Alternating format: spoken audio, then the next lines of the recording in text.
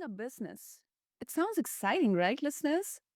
Bigger teams, bigger revenue, bigger impact. But behind every growth chart, every shiny milestone, there is a human story. The late nights, the self doubt, the tension in meetings that no one talks about, the energy we carry, the ego we wrestle with, the emotional load that we hide. That's where the real challenge lies. Not just in systems or strategy, but in ourselves. Today, on this episode of the BizBlend Podcast,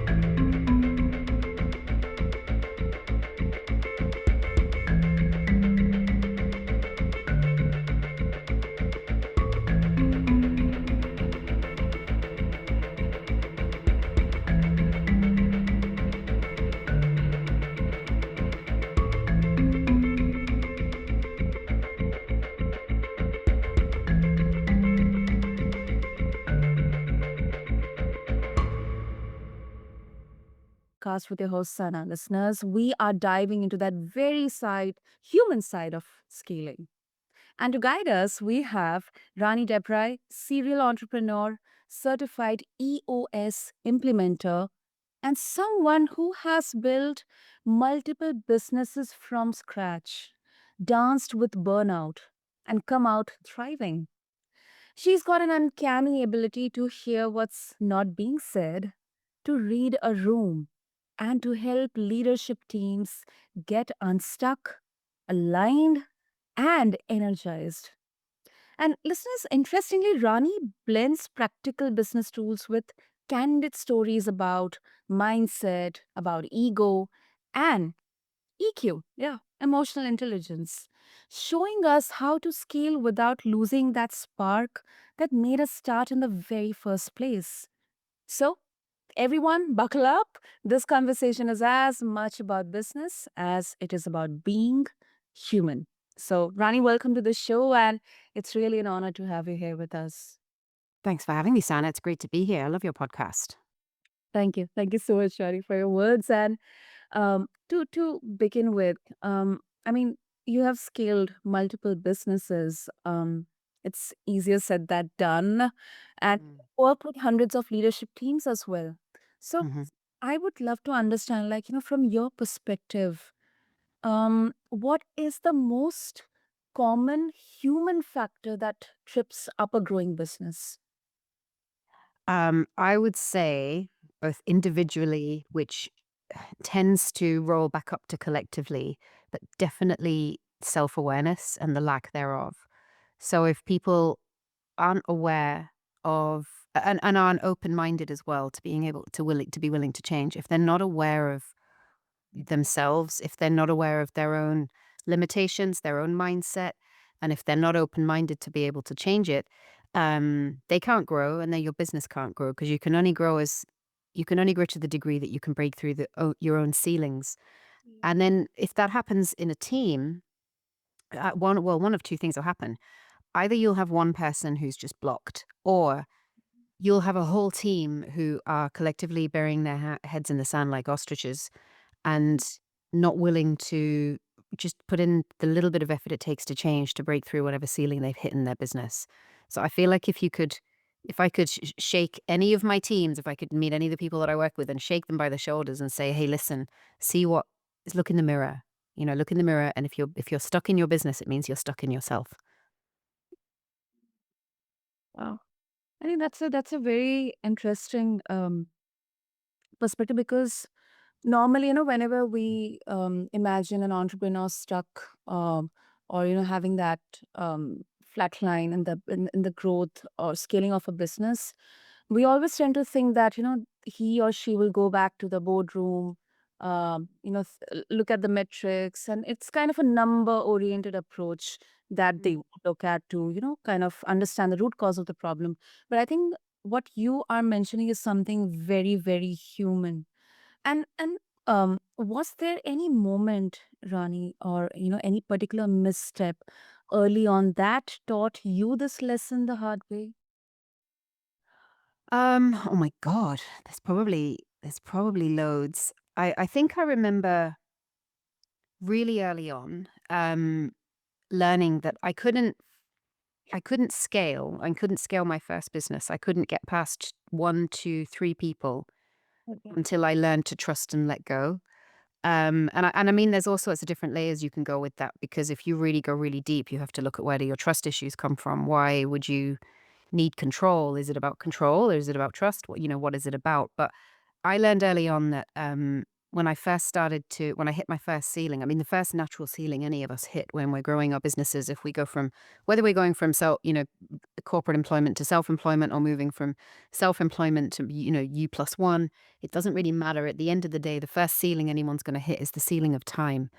And in order to break through that ceiling, you need to learn how to delegate, and you need to learn how to build a team around you. And crucially, stay in your lane. I mean, we're not all good at everything. The self-awareness is around, what am I good at? What do I truly love to do? And how can I truly serve and be of value to the world? And stick to it, and then hire the best people in all the other things. Put them around you, but stay in your lane and stop trying to, micromanage and take people over. And for me, I think my early lessons were around that, because um, and ironically enough, the first business I started properly was a virtual assistant business. So, I mean, I think sometimes you keep meeting the same person until you learn the lesson, right? So I think you keep meeting the same business until you learn the lesson. So I really quickly have to start eating my own advice. I had to really start listening to myself and say, well, what would I tell my clients? I also have to tell myself, get out of your own way. Yeah. I love that line, stay in your lane. I really love that one. Uh, and I think um, this is really, really crucial because, and as an entrepreneur, as founders, rejection and failures, they are um, inevitable. And some founders, they really see failure as weakness. Um, but I think what you are saying, you know, we have to look at it as more of a pivot point, as lessons for growth. And that direct Yeah. translates into the growth of our company or whatever we are doing, trying to build. hmm I completely agree. I feel like when you receive any kind of feedback, whether it be good, bad, or ugly, you have to be willing to listen to it and equally not take it personally. I think that when you're an entrepreneur, I believe that entrepreneurship is not about the I, it's about the we, and it's about being of service. So many people will start and then fail in starting their businesses and getting their businesses off the ground, because what they're thinking about is how much money can I make, rather than how many people can I serve. But when you're thinking about serving people, it's about becoming the best version of yourself and creating the best possible value. And when you're thinking about doing that, I think it's really important to be willing to change and be willing to listen to feedback. And if you take that feedback and make it personal and make it about yourself, then you're just living in a place of being fairly egoic. But if you take the feedback and choose to use it to improve, change for the better, or really serve better, I think it can be pivotal. And it can serve as an inflection point in any journey of life, not just business. Exactly, exactly. And also coming to the another aspect of your life, burnout. I think especially in the world of startups and entrepreneurship and being a founder, I think it's a silent epidemic in here. So, how do you help leaders recognize the early signs in themselves, or maybe even make them aware about it, and also their teams, before it becomes a full blown crisis? Yeah, I think it's funny because I feel like burnout is sometimes a self-fulfilling prophecy. The harder you work, the more burned out you get. But the more burned out you get, the harder you work. Um, and a pattern that I see quite frequently is that people get burned out because they're on the wrong wheel. They're on the wrong hamster wheel, solving the wrong problem. A lot of leadership teams that I work with and individual entrepreneurs that I work with, what they tend to do is they kind of circle the airport of symptoms rather than landing the plane at the root cause, because the root cause of the issue usually requires a difficult conversation or a thorny, you know, situation that you need to figure out, or maybe there's resources or whatever it is, right? And it's being willing to address 36 hours of pain for a lifetime of peace, or just be constantly living with all the symptoms, because you want to avoid that 36 hours of pain. And I think that you get burned out when you're chasing the wrong things. And then when you're chasing the wrong things, you don't feel as passionate, and you don't feel as energized. And so then you're going to work harder because you feel that you are working, but I always say, how you asked, how do I help leaders? I just always remind them, what's the why? What's the purpose behind all of this? What is the reason that you're doing this? And how do you, does the thing that you're doing today really move the needle on your bigger purpose, your bigger reason? And if it doesn't, then change what we're doing, because then you won't get burned out. I also think that there's some very practical tips that we have to be aware of, and it's back down to this self awareness thing. And actually, just before we started recording this, Anna, you and I were talking about it in terms of, working long hours and all of that kind of culture, that hustle culture. And I think it's a fruitless endeavor, because I think as human beings, again, the ceiling that we bump into is time, but we have to be very self aware of how we're hardwired. Are we a morning person, or are we an evening person? Do we like to be with people, or do we need time by ourselves? And whatever it is, it's okay. We have to embrace it and then arrange our work and our life around it. Because when you do that, you provide higher quality output in exchange for your input. You get, an outsized return for your input. But if what you're doing is showing up and just, you mentioned about going by the metrics. When people Mhm. are chasing metrics rather than meaning, of course you're going to get burned out because it means nothing. So I think it's about connecting to your bigger why, being very self-aware, plus understanding, how do you measure what done looks like? When is enough enough? When are you actually hitting the goals that you need to hit, that are serving that bigger purpose? That's very well put, Rani. Very well put. And I think, why am I saying this? Because it not only connects with the listeners who are currently, entrepreneurs or founders or business owners, or who may be in the future, but it connects with everyone. Everyone. Course. I have personally faced, encountered situations, moments in my life, when I was working super, super hard, but I couldn't understand, why am I doing this? Couldn't find the meaning. And that eventually, physically translated into burnout. And I didn't even realize it. So, Yeah. And the thing is, I think if you do what you love, there's that whole thing that if you find something that you love doing and you'll never work a day in your life. I mean, yes, that's true on a very high level. But the inverse is also true. If you find yourself burning out, there's a signal. I mean, stress is a signal. Burnout is a signal. You have to pay attention to the signal and instead ignore the noise. If you listen for the signal of what is your burnout telling you, what is it telling you about your business? And I've seen it, and this happened to me as well, and I've seen it with so many entrepreneurs that when you get so stuck in the detail and the weeds of your business, and you don't take the time to take a clarity break, and you don't, hover out 30,000 feet on a fairly regular basis, what happens is you actually start to resent that time you're putting in, because it's time that's taking away maybe from you, from your family. You start to have all these, none of the freedoms that you were seeking when you went down the path of entrepreneurship are coming true. Instead, it's feeling more and more locked in. And then you start to resent the source of that, which is your business. And when you can't take distance and when you can't take a break, you fail to see the value that you've built up in your business. And instead, you begin to attribute every negative feeling and every item of burnout. It's the fault of the business. Actually, to my mind, I think it's the fault of not taking enough space and seeing what's really going on, seeing the wood from the trees. mm, true. That is so true. That is so true. And it's definitely, it's a cascading effect. It's a cascading effect. And um I also think that, it once again goes back to what we discussed initially, staying in our lane.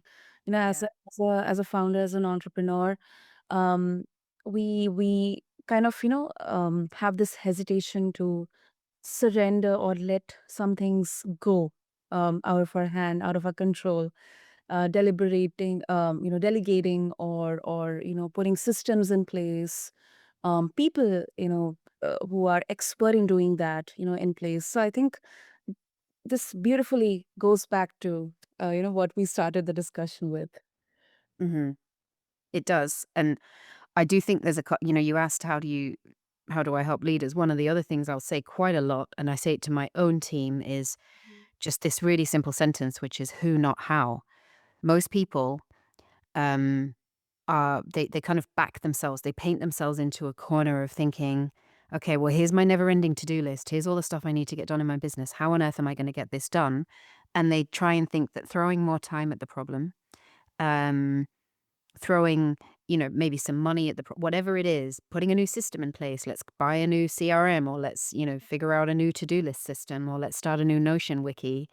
All of those things are going to help. Actually, the quickest thing that helps is thinking, okay, rather than how can I squeeze this into my already limited time and energy, why don't I look for the right who? Because the thing that you hate is for sure someone else on the planet loves.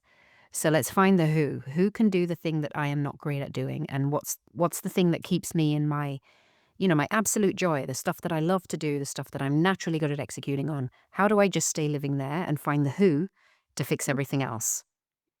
Yeah. Yeah. And, we also had mentioned the word energy, even Yeah. in the podcast, we were talking about it. So you have mentioned that misaligned energy and unspoken tension in teams are critical hurdles. So, Yeah. was there a particular team or project in your journey, Rani, where this became painfully obvious? Um, I think in my own so I work with so many teams and confidentiality is huge. So I'm always going to use my own examples. Yeah. Um, and I think the best examples I can use, there's not probably one, there's several. But in general, what I found is for me, misaligned energy manifests itself quickest and easiest. It's easiest to see when everyone is working from the same set of core values. So for me, energy comes out in how people behave. And the stuff that people don't say is way more powerful than the stuff that people are saying. So it's about being curious about that. And in my experience, I found that when team members have joined my teams, any in any of my businesses, when they've joined my teams and it's not been a person who is aligned with the core values of the existing team or the business as a whole, it is the first place that a misalignment of energy comes up because it's the first time when people don't, they become afraid to say what they really think because they're in a core value environment that's just not matching theirs.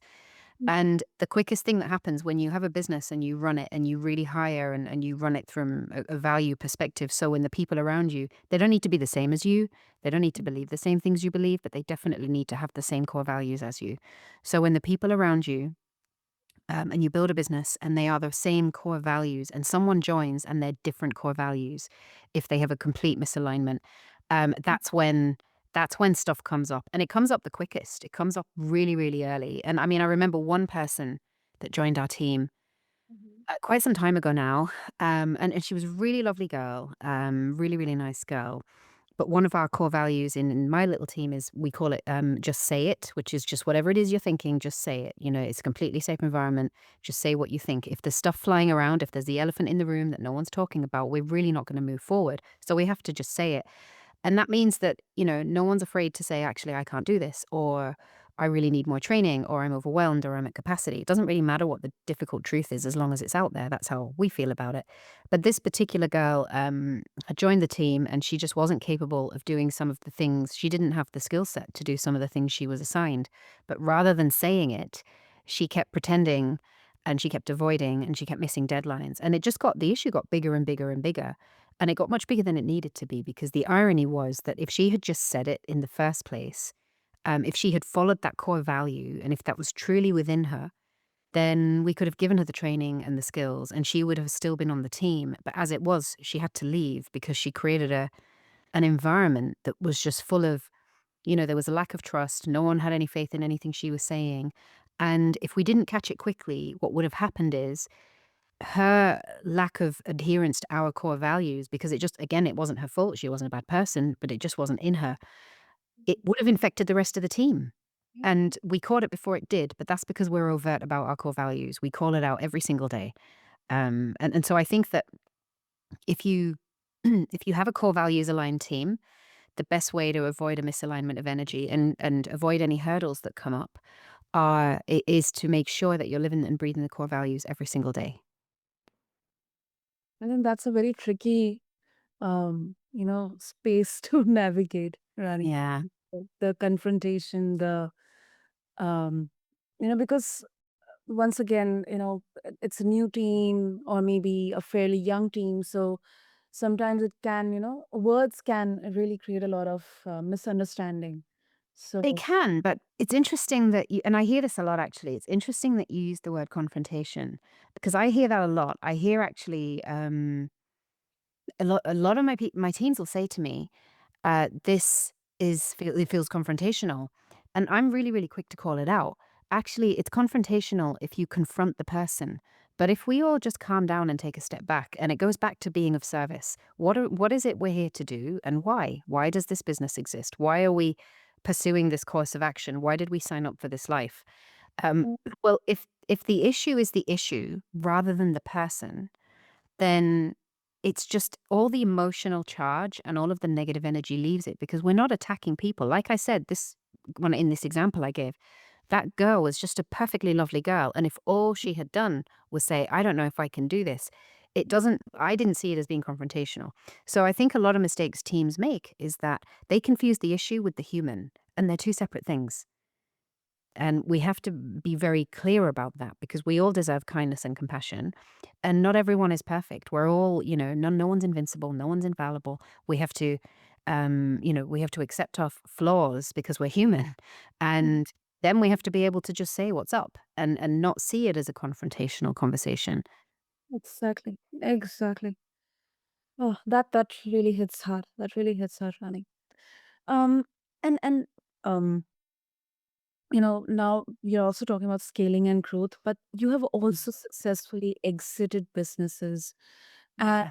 it's kind of, a full journey here, which starts with the growth and then exploring the very human side of the scaling and growth, where a founder specifically, um, it starts with the founder. So you have had also like hilarious fails along the way, right? So looking back, I'm really curious to know, like, which fail taught you the most about yourself as a leader, as a human? My God. Wow. There is so many. I've learned I've made so many stupid mistakes. Yeah. Which failure taught me the most? Mm, I think Mhm. sorry, go ahead. Yeah, take your time, take your time. Mm, I think, well, you know what? There wasn't any well, if I look at this 30,000 feet, right? I know so many entrepreneurs who do this as well, but I am hardwired as I'm hardwired as an entrepreneur, which means I have tons and tons of ideas, and I'll wake up at 3 in the morning and I'll have a brand new idea, and have breakfast and I'll have 20 ideas. And my poor team, they will tell you over all these years that they are sick of me. They are well, they're not sick of it now. They're used to me going, "Oh my god, I've got this great new idea. Let's quickly do this." Thankfully, we've got a system in place now that is kind of like a horizontal bungee around me and my crazy ideas. Um, but one of the things that I know I do a lot of is as soon as I have an idea, I'll run out and I'll go ahead and I'll buy the domain name for whatever this idea is. And oh my God, there have been some humdingers. Like when I look at my account where all my domain names live, there are just some crazy ones. But when you buy them, you sign up, and I usually think, well, let's just grab a bargain and sign up for it for 3 years. And then I'm sitting on all this ridiculous domain name real estate, wasting money, costing me money every year. But when I look at it's just interesting because it paints a picture of some of the stupid and actually some of the good ideas I've had. But it's also something you can't do everything. And again, you have to pick your thing. And saying no to saying yes to some of the awesome stuff means like amazing stuff means saying no to some of the stuff that's good. And that's actually some of the hardest decisions we have to make. So I used to say yes to everything, and now I have to really protect my yeses because the more I say no to is how I protect my yeses. Um, so I think that it's not any one failure, but all the stuff that I haven't gotten finished has taught me that I really have to believe in something. before I go running with it. It's Mm. probably a sign that I need to stop buying domain names, um, but yeah, definitely saying no to more stuff means that I can say yes to the stuff that I really care about. But when you say yes all the time, like I was doing in my early days, you block all of your time for the future. So it's protecting that time and energy. And when I look at all these domain names sitting in my account, I realize that it's taken me a long time to learn that lesson, but I think I finally got it. Wow, that's quite a good one. That's quite a good one.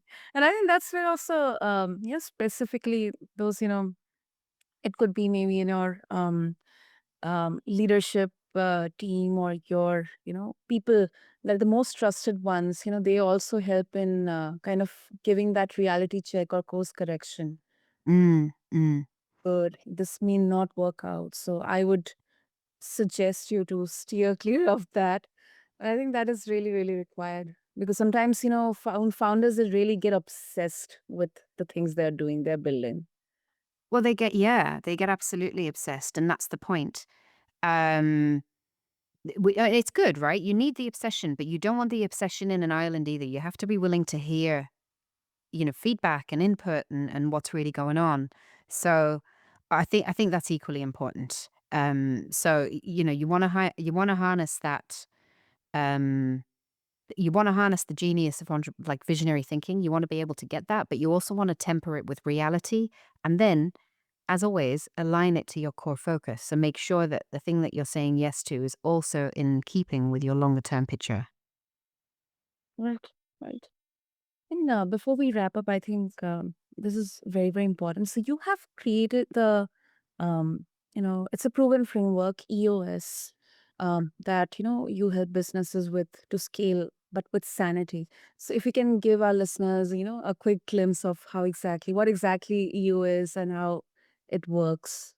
Yeah, sure. So I didn't create it. Gino Wickman created it. I am what's called an implementer. So, an implementer of EOS is someone that works with leadership teams to Mhm. help them implement EOS into their business. And EOS just stands for the Entrepreneurial Operating System. And it's basically a way of getting aligned with three key things in your business. So, the first thing is that we get really clear on our vision. So, where is it we're going and how are we going to get there? And how do we make sure all of our people are also on the same page? The second piece of it is that we make sure we instill traction in our business so that we're executing on that vision with real discipline, real accountability, and that, everywhere you look, you see that vision being rolled out. And then the third thing is we call it healthy. So it's keeping our teams healthy. In a scaling business, for all the reasons we just talked about, sometimes relationships strain. Sometimes people burn out. And the biggest thing that tends to suffer early on is team dynamics and team health. So we want to make sure that if we are scaling, if we've got this big vision and we are getting there using traction, we do it in a way that's healthy for ourselves and for our teams. And we make sure that we keep everyone's psychological safety top of mind. And then when you've got a healthy team is your number one competitive advantage against any industry in you can dominate anywhere if you've got a healthy team. So it's those three things the system really helps entrepreneurial leadership teams um, get better at doing. And while if someone's in startup or if they're a solopreneur, they can certainly use aspects of the EOS, the framework. They can certainly use aspects of the six key components. It's really suitable. It's really the sweet spot for businesses who are, 10 or more people. And they're kind of fast growth. They've gone past sort of, $1, $2 million a year in revenue because they'll start to hit some really predictable problems. And what the system does is it addresses those predictable problems and helps get over them. Hmm. That is something I learned, and it is across the industries and verticals, right? Like, I mean, it's agnostic. Yeah, it's industry agnostic. So, I mean, I work with a number of different teams, everything from, performance arts all the way to engineering to hospitality. It really doesn't matter because what matters is it's basically it's to do with how you run your business and running it better and getting better, faster, stronger. So that those are the things that it really supports and helps with. Hmm. So, Rani, before we conclude, if listeners they would like to connect with you and you know explore your work, your resources, Yeah. What the easiest way? The easiest way is for sure follow me on LinkedIn. I put a lot of stuff out on LinkedIn on a daily basis, and I want to make sure that again it's in the spirit of service. I do have a newsletter that I just started, so I'm sending stuff out every Thursday that's relevant. They're kind of it's experiences I'm having personally and professionally, but also how we use some of these tools to get better at running better business, live a better life.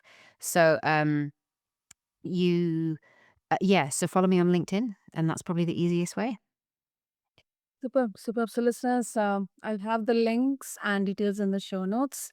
So, go and check out Rani's resources, her newsletter, connect with her on LinkedIn.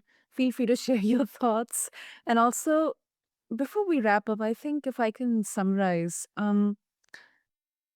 scaling a business, it's not about the strategy or the financial aspect, the revenue, or hitting the next milestone. I think what we explored today through Rani's insights and her journey, it's about the human side. It's about how we carry our energy, how we navigate ego, and how we care for our emotional well-being while we grow. So thank you so much, Rani. This was really, really a much needed conversation. Well, a real pleasure. Thank you for having me. Listeners, until next time, subscribe to BizBlend Podcast. Leave us a review. Share this episode with your fellow founder friends, or for with your friends and family and anyone. And also, if you take one thing from today, I think it should be scaling sustainably isn't about losing yourself. It is about showing up fully, honestly, and humanly. Until next time, thank you so much for tuning in. And this has been your host, Sana.